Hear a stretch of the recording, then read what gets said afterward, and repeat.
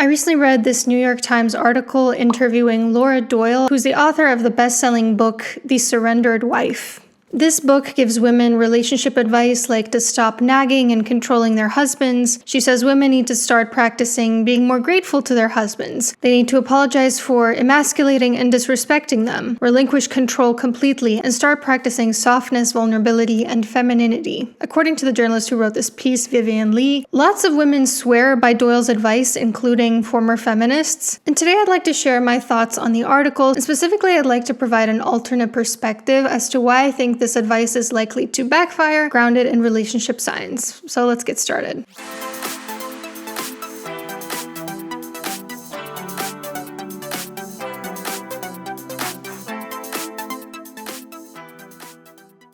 So the article starts with the following. Doyle asks the journalist Lee, "Are you bossy? Are you controlling?" Lee reflects and she recalls how her ex used to call her controlling because she pushed him to quit smoking, go out more, and eat what she wanted to eat, and also to take his shoes off in her apartment. And this made me think about a concept from research done by John Gottman, which is called accepting influence. Gottman is one of the most renowned relationship researchers, and this is one of his most important findings, that a huge predictor of relationship longevity and health is the willingness for both partners to accept influence from the other partner, meaning to value the other partner's perspective, to consider it when making decisions. Like if you're deciding where you and your partner want to go for dinner, you want to get sushi, your partner wants to get pizza. Accepting influence means being open to pizza even though it's not necessarily what you would pick. Maybe because it would mean a lot to your partner today, maybe because you got to pick the last two places where you went, maybe because they're having a rough week. The reason doesn't really matter. It's just that in a relationship where both partners are accepting influence from each other, they end up making decisions that better serve the relationship rather than just the interests of the person with more power. And here's the catch of Gottman's findings. He found that accepting influence is particularly important for men in heterosexual relationships to do. Why do psychologists suspect this might be the case? Because we live in a society in which it's expected for men to hold more power than women. And when someone attempts to exert influence over someone who holds more power than them, it can be seen by the other person as them trying to be sort of like out of line. Like imagine a brand new waiter at a restaurant who comes into the restaurant and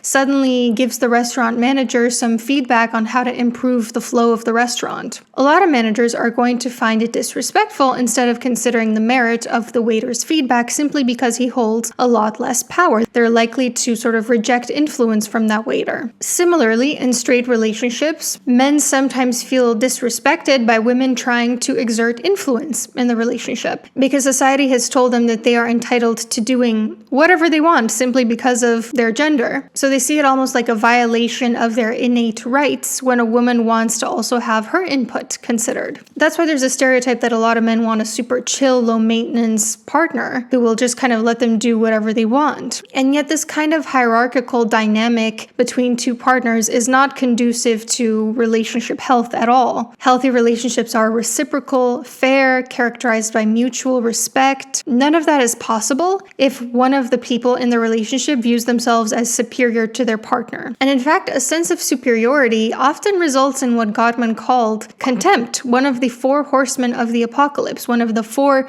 deadliest relationship killers even very early on in a relationship. So if we're talking about what actually saves relationships, men learning to accept influence from women, not women giving up on trying to exert influence. Now, to be clear, there is a difference between exerting influence in your relationship and trying to control your partner. Control restricts a person's free will, whereas exerting influence leaves them free to choose while you're making the case for your perspective. Like an example of control is someone saying you can't go out wearing that, whereas exerting influence could be, hey, what do you think about wearing the blue shirt instead? Because it's supposed to be a maritime themed party that we're going to. Also, control tends to be more selfish, whereas exerting influence tends to benefit not just the relationship, but also the other person as well. For example, control can sound like saying, I don't want you to spend time with this friend group because this person's trying to isolate you to make you more dependent on them. Whereas exerting influence could sound like, I don't really like the way Ted talks to you because they genuinely care about you and they don't want you surrounding yourself with people who mistreat you. But I will say, while men tend to struggle accepting influence from their female partners, research does also show that female partners tend to bring up complaints more, which in its extreme form can look like criticism, which is another one of Gottman's 4 horsemen of the apocalypse. So there is a seed of truth in the notion that women tend to bring up dissatisfactions more in the relationship. Why might that be? Women tend to be socialized to be more aware of their emotions and to be more relational, whereas men are socialized to kind of bottle up their emotions, to not even identify them, let alone communicate them to another person, which means women are more likely to share what's on their mind. Women also tend to deal with a lot of unequal household labor. Even when they out-earn their male partners, they end up taking the brunt of the household work. Women are also often allotted the mental load, which can be quite burdensome. Women are primarily the main victims of domestic violence in straight relationships. So maybe the reason women complain more in relationships is because they have a lot of unfair things going on that they have to complain about. And if a partner constantly makes you feel like your complaints are not being taken into consideration, like they don't accept any influence from you, you're likely just going to escalate your attempts at being heard by them. And that can turn those complaints into criticism. And this also results in a pattern Gottman called the demand-withdraw pattern, which also tends to be highly gendered. One person, typically the woman, makes certain demands of her partner, and the other person, typically the man, feels emotionally overwhelmed by those demands and withdraws from the relationship, at least emotionally. So Laura Doyle has noticed a very real pattern in straight relationships, but her proposed solutions, as you're about to see, are the exact opposite of what research suggests is the most helpful. The solution is not to tell women to just silence their complaints,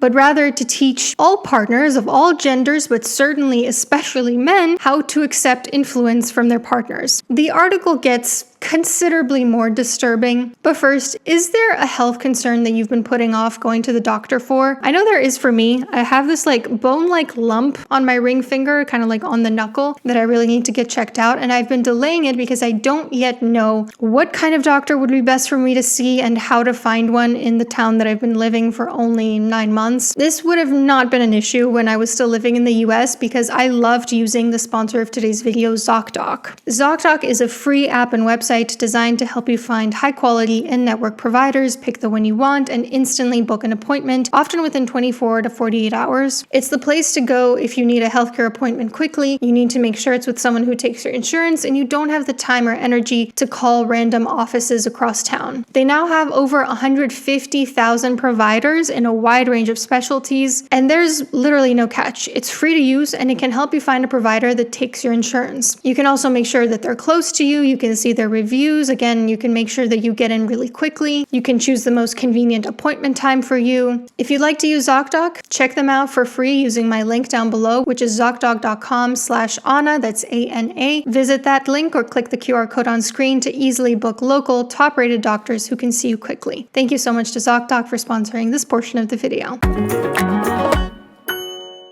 So the article goes on. Doyle describes herself as a former shrew for nagging her husband to eat healthier, maintain the car on time, and wear what she wanted him to wear. Okay, let's take each of these one by one. Trying to get him to eat healthier. Is this one bad? Obviously, it's likely rooted in caring for her husband, wanting him to live a long time, wanting to grow old with him. But of course, trying to influence what another person eats can definitely backfire. They might start developing secrecy around eating, getting out of touch with their own intuitive appetite. It could even result in an eating disorder. But in general, trying to convince someone to look after their health who doesn't really care to is a losing battle. So this one, I would say, is not necessarily a nefarious form of control, but it is a form of control and not something I would encourage someone to do. What about the second example, maintaining the car on time? This one pretty clearly affects both of them. If the car is not maintained on time and that's his responsibility, it affects the entire household. I would say this one is not controlling, but rather a very reasonable attempt at exerting influence in the relationship. And I'm just kind of wondering, why does she need to do this in the first place? Adults should be able to manage their given responsibilities without being micromanaged by their partner. I'm more concerned that her partner wasn't already doing what he needed to be doing than I am about her bringing up the complaint. And what about the third example, that she wanted him to wear what she wanted him to wear? This one kind of depends on the context. If it's like the example I gave earlier, earlier, where your partner is about to wear something that's not appropriate for where you're going, like not following an event's dress code, or they're about to wear flip-flops on vacation in Europe and you just know that all the Frenchies are going to be shooting daggers at them. I think it's totally fine to tell them, hey, do you think that's the best choice? What do you think about this instead? But if it's more in the context of like, I don't like your sense of style, I want to mold you into what I think your sense of style should be, then yeah, that's not cool. That's definitely controlling. You should love your partner as they are, not as a project of who you want them to be. So even these examples that she gave are not really specific enough to determine how controlling they really are or whether she's just trying to exert some influence in the relationship. I wouldn't conclude that she was a nagging shrew based on these 3 examples. But Doyle did come to the conclusion that she was being a naggy shrew, and this is the advice that she started implementing and then recommending to other women. Practice gratitude, apologize for emasculating and disrespecting him, metaphorically duct tape your mouth to avoid criticizing him, be open to sex at any time.